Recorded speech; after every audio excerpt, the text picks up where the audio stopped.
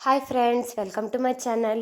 ನಾನಿವತ್ತು ಮಾವಿನ ಹಣ್ಣಿನ ನೀರುಗೊಜ್ಜನ್ನು ಯಾವ ರೀತಿ ಮಾಡೋದು ಅಂತ ತಿಳಿಸ್ಕೊಡ್ತೀನಿ.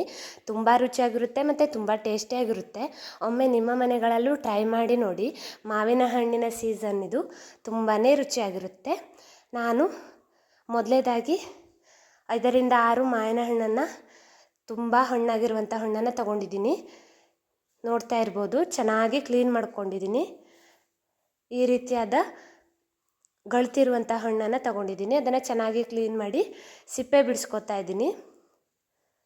ಈ ರೀತಿ ಸರಿಯಾಗಿ ಸಿಪ್ಪೆಯನ್ನು ಬಿಡಿಸ್ಕೋಬೇಕು.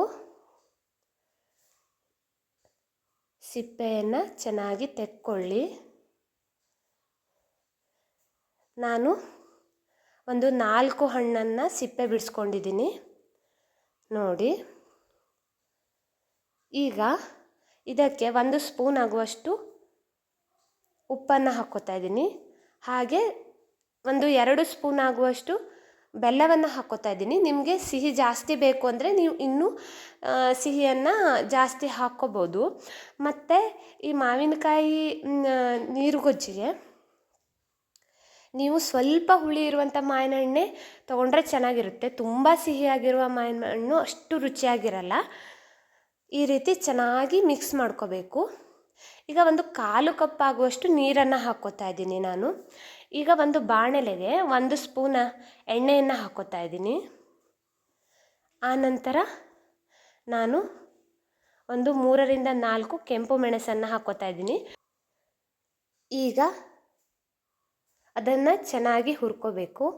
ಆನಂತರ 1 ಸ್ಪೂನ್ ಆಗುವಷ್ಟು ಉದ್ದಿನ ಬೇಳೆಯನ್ನು, ಅದನ್ನು ಕೂಡ ಕೆಂಪು ಆಗುವ ರೀತಿ ಚೆನ್ನಾಗಿ ಹುರ್ಕೋಬೇಕು.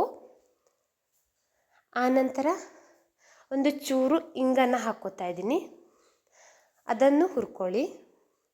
ಆನಂತರ 1 ಸ್ಪೂನ್ ಆಗುವಷ್ಟು ಸಾಸಿವೆಯನ್ನು ಹಾಕ್ಕೋತಾ ಇದ್ದೀನಿ, ಅದು ಚೆನ್ನಾಗಿ ಚಟಪಟ ಆಗಬೇಕು. ಆನಂತರ ಈ ಮಿಶ್ರಣವನ್ನು ನಾನು ಮಾವಿನ ಹಣ್ಣಿಗೆ ಹಾಕ್ಕೋತಾ ಇದ್ದೀನಿ. ಈಗ ಅದನ್ನು ಕೈಯಲ್ಲಿ ಚೆನ್ನಾಗಿ ನುರಿಬೇಕು. ನೋಡ್ತಾ ಇರ್ಬೋದು, ಈ ರೀತಿ ಚೆನ್ನಾಗಿ ಮಿಕ್ಸ್ ಮಾಡ್ಕೋಬೇಕು. ಈ ರೀತಿ ಚೆನ್ನಾಗಿ ನುರ್ಕೋಬೇಕು. ಈಗ ರುಚಿಕರವಾದ ಮಾವಿನ ಹಣ್ಣಿನ ನೀರುಗೊಜ್ಜು ಸವಿಯಲು ಸಿದ್ಧ. ತುಂಬಾ ರುಚಿಯಾಗಿರುತ್ತೆ, ತುಂಬ ಟೇಸ್ಟಿಯಾಗಿರುತ್ತೆ. Thanks for watching. ನಿಮಗೆ ಈ ವಿಡಿಯೋ ಇಷ್ಟ ಆದರೆ ಲೈಕ್ ಮಾಡಿ, ಶೇರ್ ಮಾಡಿ, ಕಮೆಂಟ್ ಮಾಡಿ. ನನ್ನ ಚಾನಲ್ಗೆ ಸಬ್ಸ್ಕ್ರೈಬ್ ಆಗಿ.